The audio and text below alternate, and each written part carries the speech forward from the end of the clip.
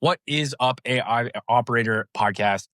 Now, every generation has a few builders who see the world not as it is, but as it could be. Now, Davina has spent her career standing right at the edge. She is a founder, strategist, and an advisor, helping leaders evolve where growth, AI, and human potential meet. Now, her journey spans everything from wellness, technology, and leadership, from NASA's Jet Propulsion Lab to transforming brands like Element Apothec into forces for innovation and impact. In this episode, we're going to explore how Davina helps organizations reinvent themselves, not by chasing trends, but by aligning technology with purpose and profit with people. Davina, welcome to the show. We're excited to have you here today.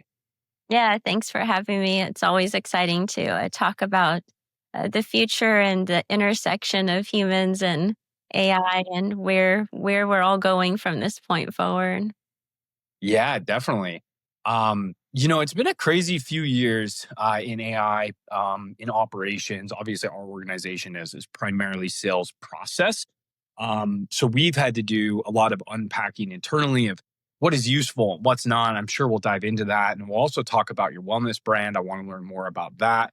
So why don't we start off with a little bit about your founder story? I always like to start there of how you kind of ended up where you were.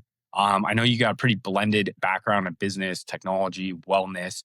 How did those things intersect for you? Yeah, it's interesting. I think it actually started all when I was quite young. I always was a young business entrepreneur.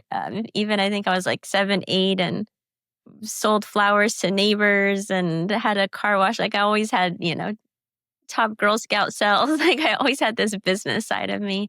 But I also wanted to be an astronaut growing up and started young Wow. astronauts programs in my school and pursued astronautical engineering in college. Ended up working at JPL on the Cassini satellite. And so I think it's just the blend of those two things that propelled me into where I'm at now. But what I realized when I was working in technology is that it wasn't everything I wanted. I really loved interacting more with people, not just sitting behind a computer. And I loved business. And so I moved into technology companies, being able to sit at the intersection of working with engineers and management to really streamline communications and getting involved in HR and then operations and strategy of kind of always crossing between the blend. I never wanted to give up technology and I'm a tech geek at heart. But I also really love business and how that intersection of humans interact and how we're able to really fulfill the needs of business through commerce and communication and strategy. Amazing. Would you consider yourself more of a engineer type or more of a kind of people person slash extrovert? I'm definitely not an introvert, that's for sure.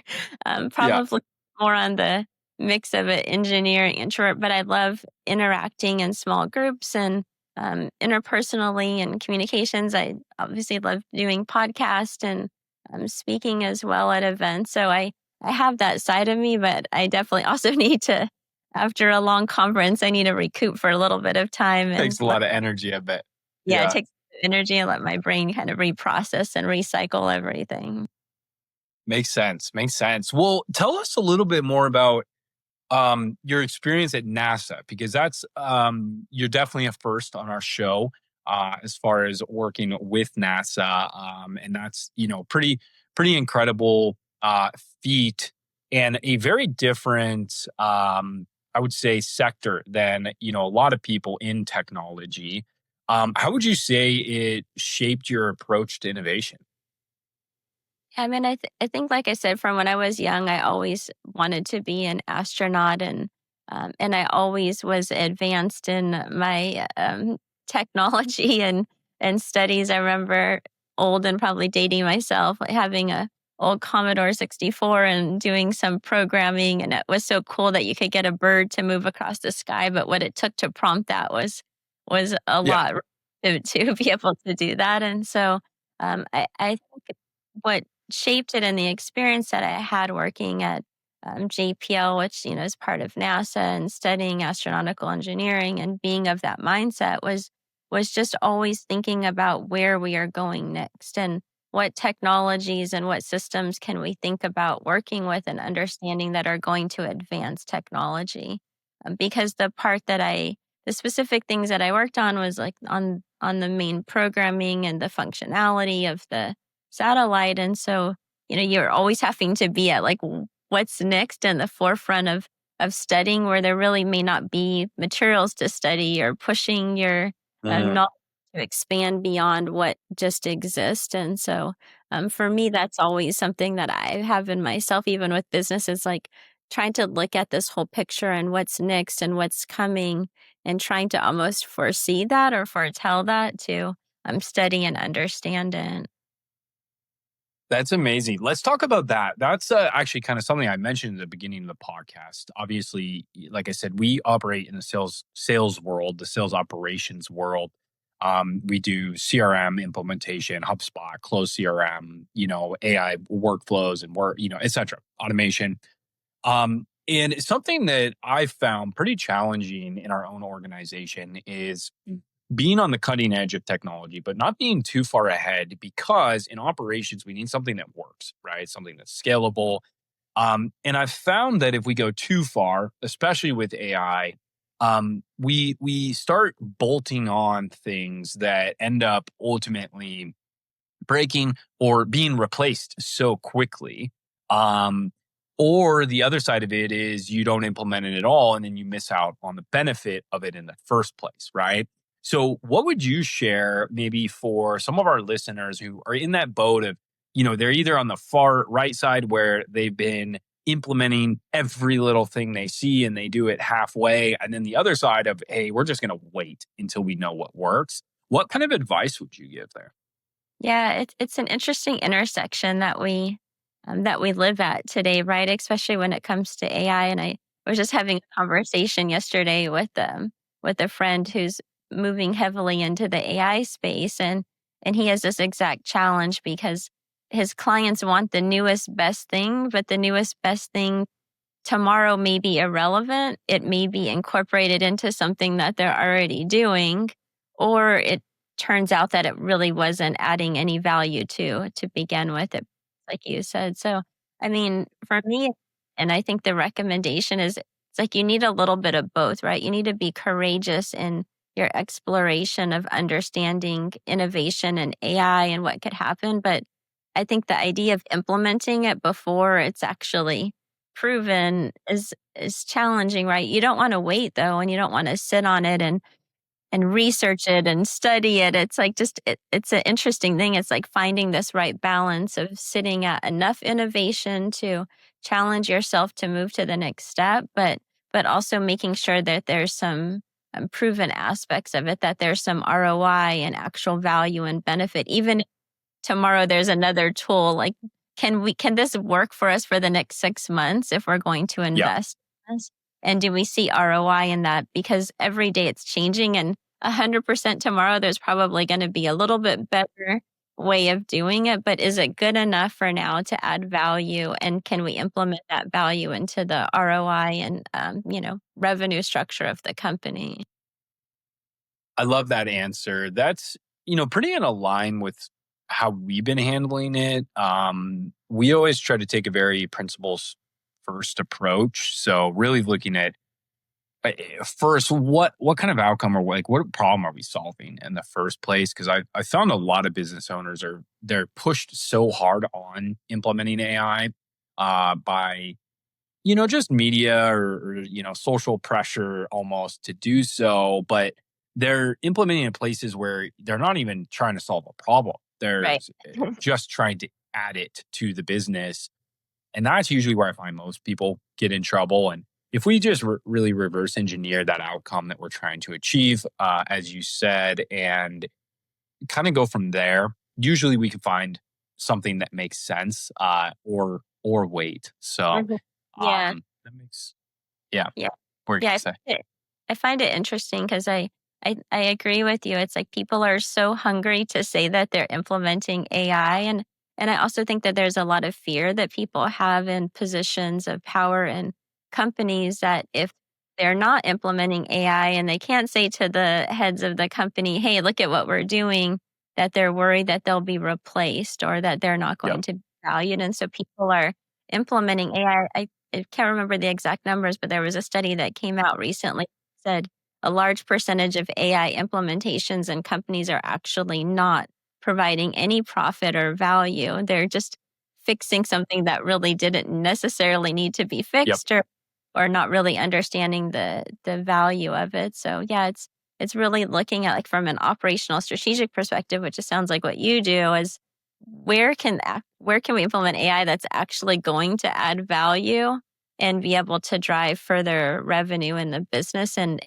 actually help ensure that the people that are there are gaining value from this. It's not like a fun, nice to have type thing to add. Yeah, where I see the biggest problem with this, I think, is small and medium sized businesses, because they have a smaller budget. Where they delegate those expenses really matters inside of that organization, and a lot of times they're sold by a younger kid who launched some type of AI, and unfortunately a lot of times it's like this. Uh, I wouldn't even consider it true AI. It's much more of like a vibe coded, Right. AI automation type of thing. And it gets a lot of business owners in trouble, but a lot of time and money wasted. But now you advise leaders on integrating AI while staying human centered. And I know this is another big topic of AI in the loop versus just a straight up AI process. How do you kind of strike that balance when integrating and advising different people? Yeah, I mean, I think it starts at the core of the value set of the company, right? Of how are they valuing the humans now, as we need to kind of classify all of ourselves in the company, whether that's their ethical stance and their internal governance. It has to start almost at that point where there's an understanding that the humans are of significant value within the structure of the organization. And then how do we use AI to supplement that, not replace that? How do we empower people? How do we integrate our system so that it frees up more time for the director of marketing to think a little bit more creatively and strategically, because they're not so deep down in the weeds of some of the things that they need to do, rather than looking at how can we replace some of our headcount by implementing systems, and how can we then cut our headcount budget, and therefore have more top line revenue. So I think part of it, and the way I advise, is kind of structuring it that way, is we're coming here to implement AI to enhance the level of the people that you have, not to replace people, and starting with that Yep. mindset and looking at each of the systems that can actually do that, like we talked about, where what can actually add value, and it's just not a nice fluffy thing to say that we're implementing AI. The other thing is maintaining the human voice and the systems that are being implemented. So really thinking about how do we maintain our brand voice, our ethics, our internal governance, and Mm, the things that we're doing. And there's companies out there that are really thinking about, of the companies that I am a co-founder with, PopTech Studios, implementing something called Prism AI, which is the core brand voice of the company, and maintaining that brand voice through all of the AI systems and infrastructures that are being implemented. Because now all of a sudden, even internally or externally, you have all of these different voices and systems and things that mm, are communicating, and if it's not integral into the core systems that you're building, then that also gets lost internally and culturally. So it's yeah. starting first with the core, I believe, that just the core values of the company, and then the mindset of AI as a value add, not as a replacement of the humans that we have. That makes a ton of sense. And something I kind of caught on in there is, when you're empowering employees to do more of what they need to, something I would caution our listeners to is implementing half processes while doing this. because the goal, as you mentioned, is to get them out of the weeds so they can be more creative and they can do these other things. But we do see a lot of processes that are like half baked. So now we just have AI kind of cooked in, and the outcome, which again you said was to empower them and to get them out of the weeds. And now they're just in a different section of weeds, essentially. And we see that a lot. And um, now, when it comes to maybe a employee, and you might have some insights here, an employee that is having a hard time moving into the AI era, be it a C-level leader, all the way down to a manager. There's obviously some people with a reluctance to adapt, or they are so stuck in the weeds that they never have a time to take a step back and figure out where it can actually help them. And we saw that with humans too, where you would have a manager that instead of training someone to do the thing that they need to do and creating an SOP, they spend all of their time uh, doing it themselves, right? Because they don't trust someone else to do it. What would you advise other leaders in the organization or founders and CEOs? How do you help those people move forward?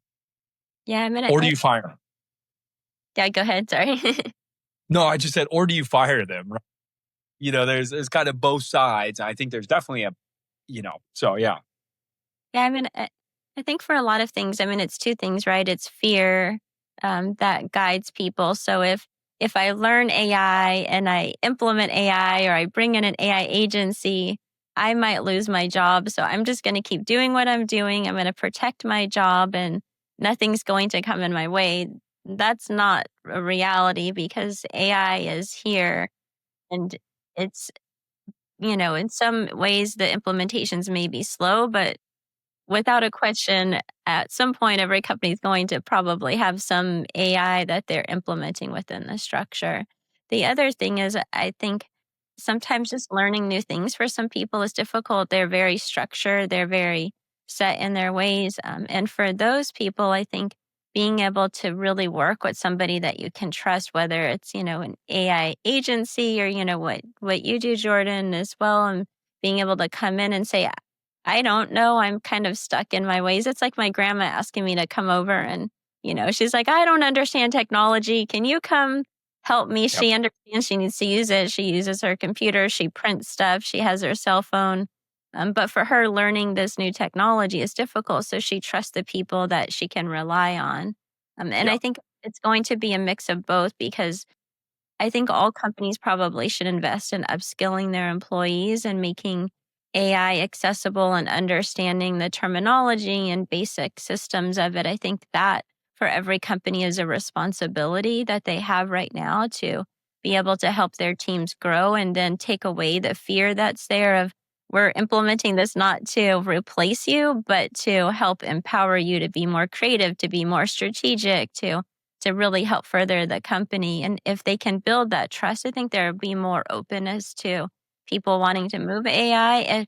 If somebody's completely reluctant to it, then yeah, sometimes you have to really reassess the team that you have and are they the right team to really be able to move your company forward? Or maybe there's a position they can move on that won't be reliant Mm. as much on AI, and you need that strong human continued mindset to be able to add value. So not only will there be upskilling, but there'll be a reassessment of the talent that's there to say what's the right role and the right fit for everybody here, and for the individual person, like just go for it because understanding and learning is such a cool thing. It's like a human right that we have that we can continue to expand and build on what we know. And there will only always be value from learning something new, whether you actually implement it or not. I love that. My biggest takeaway there, education on all sides for employees, empowering them to learn it, giving them the opportunity to learn it, educating them on, how it works for them to empower them, not so much replace them, creating trust inside of the organization, obviously. which I think we can say are two principles of any business that you should have regardless. And then the third I think was interesting, and I've actually had a lot of conversations personally about this lately, which is admitting you have a problem. Uh, and which the problem in this situation would be, hey, I don't know how I feel about AI.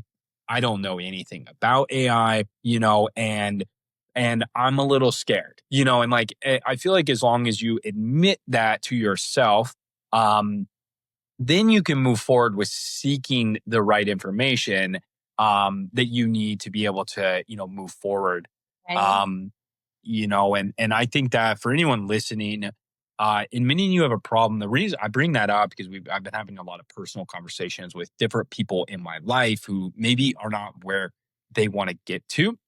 And at the end of the day, they are trying a bunch of stuff, but they still haven't really admitted that they have a problem with whatever that may be. Maybe it's they want to make more money in their life. Well, they haven't admitted that they don't make the money that they know they should be or that they want to make.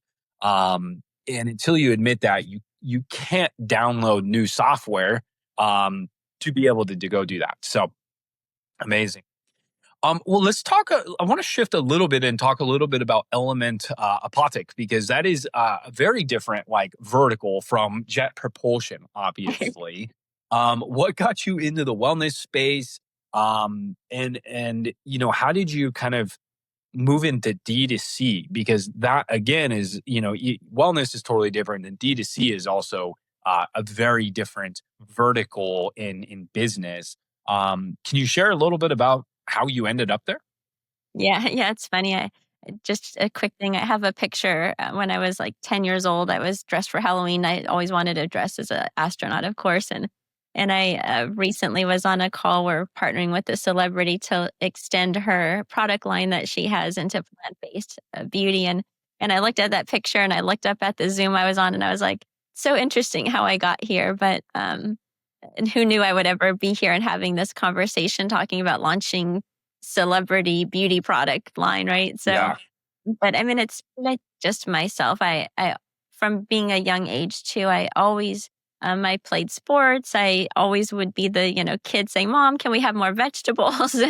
And growing up, I also had skin conditions and things that had to be conscious of how I took care of myself. And I was inspired. I was 16. There was a 80-year-old woman at the gym who was like the most fittest person in the entire gym. And I was like, I want to grow up to be like that. And what will it require me to live my life to end up being like that? And um, so that was just part of growing up. But the way that Element Apothec actually started and how I got involved is I love business advising, and I'm the person that family members come to when they want to launch a business or build a website or anything like that. And then my great aunt had been quite sick, diagnosed with multiple medical conditions and autoimmune diseases, was taking a whole bunch of pills and an unhealthy lifestyle. Understood that she didn't have a lot of great quality years to live if she kept up doing what she was doing. And so, in short, she started creating products to help her. And people recognized that and wanted her to use her products and buy them. She built a website. She was selling at small farmers markets and came to me to say, like, I have these great products, which I actually used. I had used them for my son. I had bought some of her products for friends and family. So I knew they worked. And she goes, I just want my products to go from the kitchen to the world. And I was at an interesting Mm, section, kind of trying to figure out what I was going to do next. And I thought, wow, this could be amazing. I love taking care of myself. The idea of being able to help people with their health, wellness, their skin, and turning something that a family member created into something that could be sold all over the place just was really interesting to me. So that led me into Element Apothec. And yeah, it's been an interesting journey. I've learned an incredible amount, but again, it came to trusting other people also that had expertise because it was a completely new area than I had ever been before. And bringing on advisors and working with people that had built CPG brands and had done D2C and sitting in every webinar and learning everything I could about direct to consumer and consumer products and going to Slack groups. It was like this whole entire journey to really learn and grow. But at the end of the day, for me, it sits with making a difference, being able to help people whether that's business or health and wellness or, whatever that might be. It's just a passion that I have. Amazing.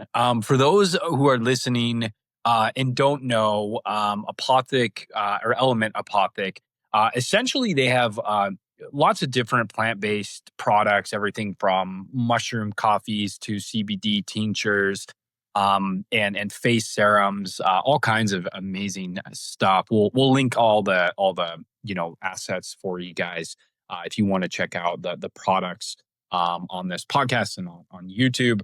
But I love what you shared there with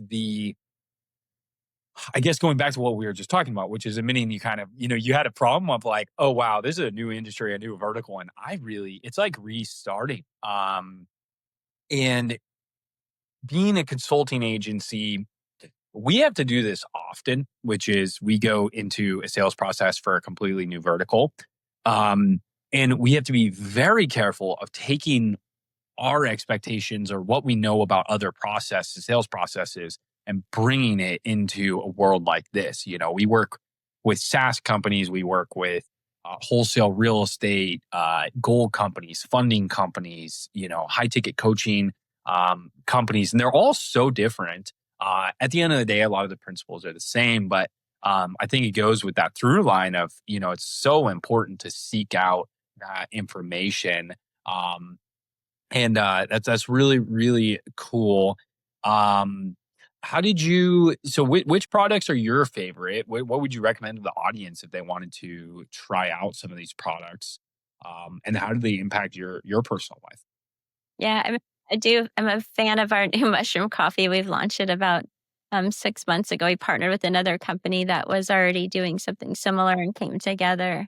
Um, there's just so many amazing benefits about mushrooms, from gut health to mind body balance, that we're still learning about and understanding the synchronicities within the human body, and bringing in these specific mushroom types, whether it be lion's mane or reishi. So that to me is one of my favorite products. We have no caffeine in there, but you get this amazing energy boost from the lion's mane. You don't have the drop of caffeine. And anyways, we shouldn't drink as much caffeine as we should. And there's a book called Why We Sleep that says you really should stop caffeine 12 hours before you're actually going to sleep. So you should Yeah, have no caffeine the entire afternoon.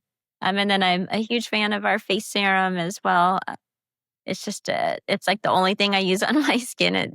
It's amazing product that we have. I use both of those every single day. I love that. And yeah, the caffeine thing is something I can work on. Man, I told you I was in Indonesia and I'm working EST hours. So I'm pretty much working all night. And it's like, I have coffee I found this weird issue I didn't even think about, which was normally I would wake up, have a cup of coffee. About 2 p.m., I would have a kind of a lull and I would have another cup of coffee. But I realized here, if I have a cup of coffee at 2 p.m., that's actually like what, three, maybe 1 a.m. So it's like I'm going to bed in 4 hours. Right. So even my first cup of coffee is technically, like you said, within that 12 hours. And man, it really does wreak havoc on. I've been all over the place. So I could definitely use something like this myself. Um, but amazing. What would you say building Element Apothec and learning everything you have? What would be your biggest piece of advice for someone transitioning into that business from any? Because I know a lot of people that are very similar to you. Of they kind of just ended up in this. What would be your biggest piece of advice as you're making that transition? Yeah, I mean, for me, and I will say I made a lot of mistakes moving into it because I was so overly optimistic that I thought, you launch a product and then everybody buys it and you scale so fast. I overbought on packaging. I invested too much in marketing. Like, I just went all in thinking, 6 months from now, we're going to be this multi-million-dollar D2C CPG brand and doing everything. I think just being really mindful of doing the research on the specific products or things that you're going to launch, do user interviews, really understanding the industry that you're moving into. What's the competitive analysis? How long have they been in business for, and starting out slow, understand that it's a long process. I think, most CPG brands, it seems like it's an overnight success, but they've been Yeah. around for 5, 6, 7 years before you ever even heard about the brand oftentimes. And there are for sure those amazing success stories where they start and they just go viral, but there's hundreds behind every one of those success stories. And it's not what I understood going. And I was like, wow, this isn't, these are great products and they are, people love them. This is going to be so easy. And I've learned that it's a process, and really just being smart. I went in, we launched with a lot of SKUs, being, maybe only launching with a couple products, and then really investing heavily into those. There's so many great tools and resources and people to ask about launching CPG brands, and just be smart about the decisions that you're making. Like with any business that you launch, but CPG is a very cash intensive business to start. It's different than launching SaaS Yes. or some coaching or something like that. There's so much heavy investment that comes in the beginning, and you will end up needing way more cash than you ever expect that you need to be successful. So also really thinking about what your budget planning is, and being thoughtful about where you spend your money in the beginning to be able to help slowly build up that revenue pipeline.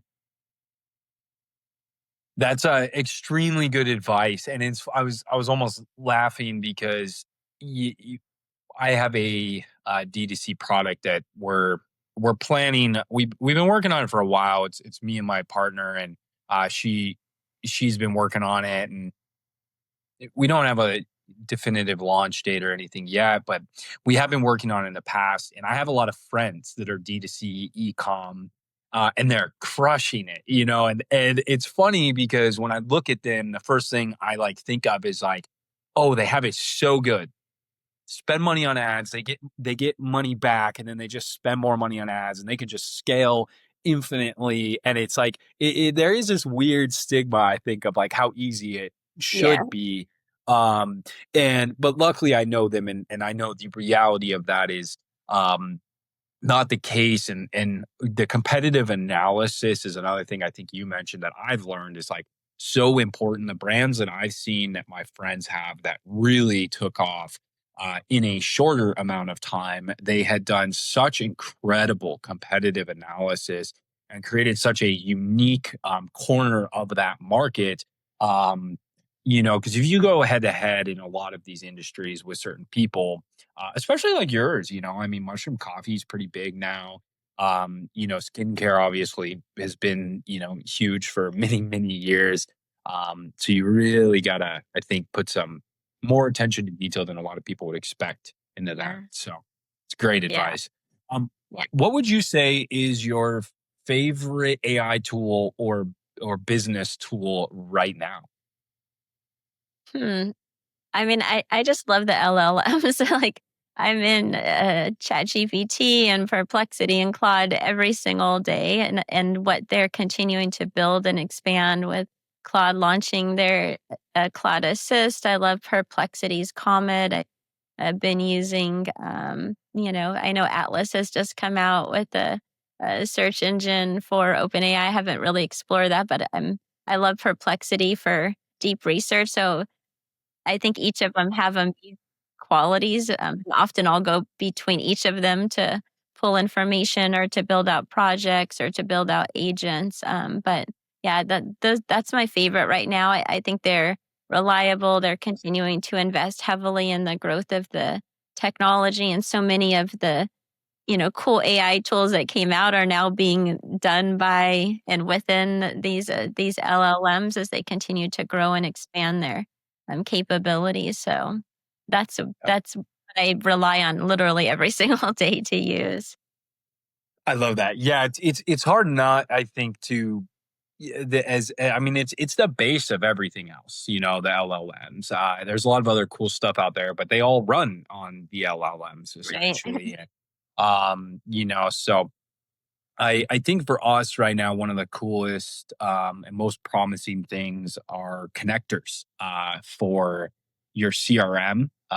Essentially, it's just taking your LLM and connecting it directly to the data in your CRM, and it It's still early stages, but it's getting really good.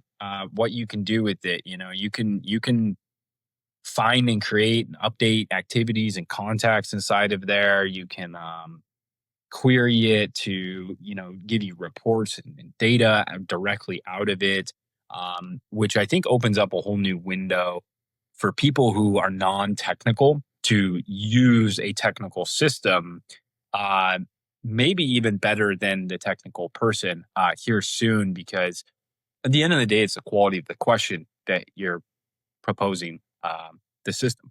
So, And I'm curious, I know you're asking me questions, but I'm curious, have you found a CRM system that integrates the best with AI? I know HubSpot is doing a lot of integrations, but yeah, there a particular system that you found that is the most open and has the ability to connect better? Because it is one of the things that when I'm advising companies, I think im- AI implementation for CRM is a huge value add. And some of the things I know Go High Level has a lot of AI integrations already as yeah. well. Yeah, I was just curious. It's a really good question. And there's not really an easy answer. Like, I essentially break it into a couple buckets because right now it's so segmented, and that we kind of have to break it into buckets. So we really look at the buckets of automation and workflow. So we have a lot of great AI tools kind of in that bucket. Then we have true CRM, and CRM's tough because HubSpot is behind, I would say, on AI. But that's not a bad thing because, again, we talked about, I think, earlier in the podcast of being too far on the Right. cutting edge. That Go High Level is a great example of that, where they have a little bit of everything and they're a master of none.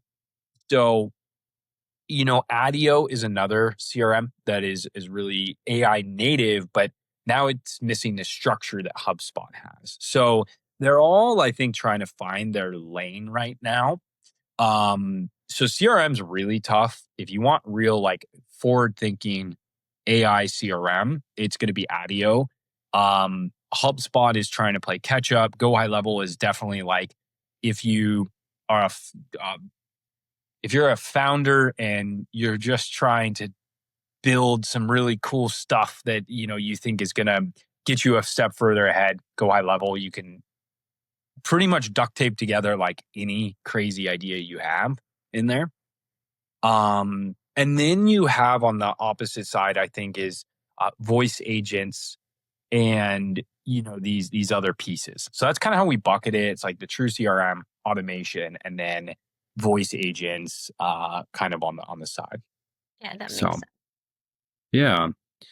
But it is difficult, and there's a lot of regulation that's interesting that people don't understand. A lot of people want outbound AI agents to be just dialing people all day. And it's highly illegal right now. It's not really possible. So understanding that stuff is very important for business owners. Yeah, I think the governance and the legalities around it are not being talked about enough, and even compliance issues and some of the things when people are heavily reliant on these AI chatbots as well of putting guardrails around, which is what I love what we're doing with this Prism, brand voice architect at the infrastructure layer. It's like you got to have some guardrails around the things that are being said, that are being communicated, and some governance as well, and Yeah, also understanding what you're implementing, because just because it's an AI tool that exists doesn't mean it's legal to actually implement it and use it on correct. e-commerce, right? Correct. And, a lot of businesses are going to get away with doing some version of it. But the one I would highly, anyone listening this far through the podcast, be very, very careful of outbound AI voice agents. That's one of the most, like, clearly defined.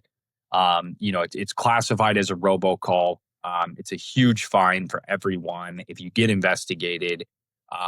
They will not just hit you with that call; they'll go investigate and see how many calls you have made and fine you for every one.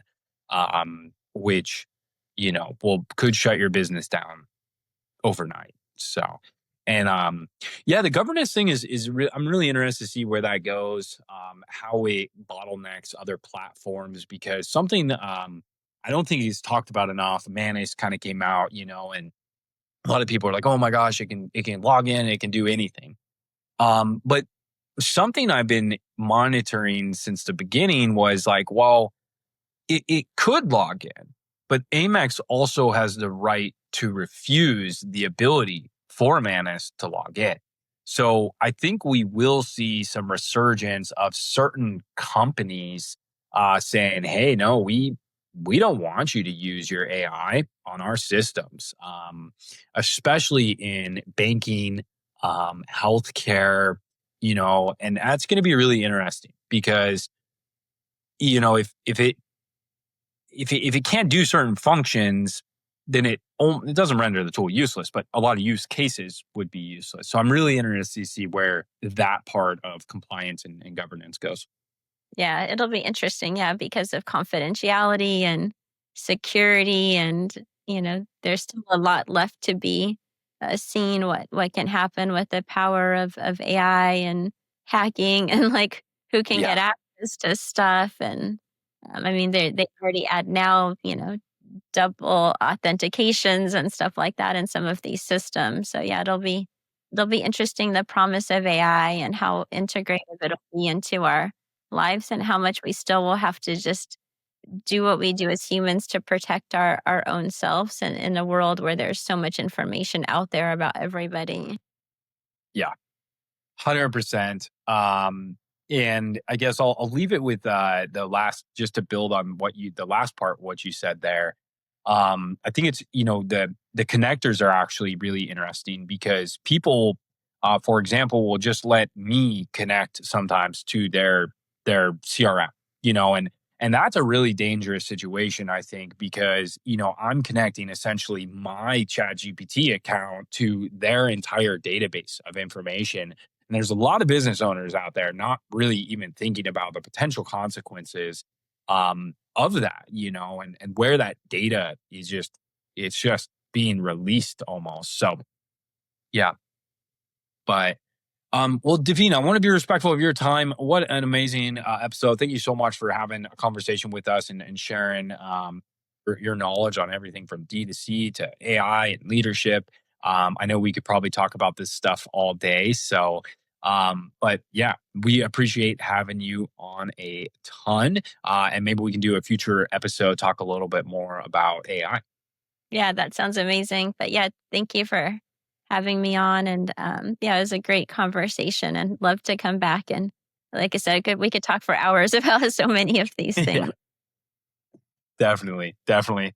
Awesome, Davina. Well, we will see you next time. And again, thank you so much for pouring into the audience and sharing everything you did. Yeah, thank you.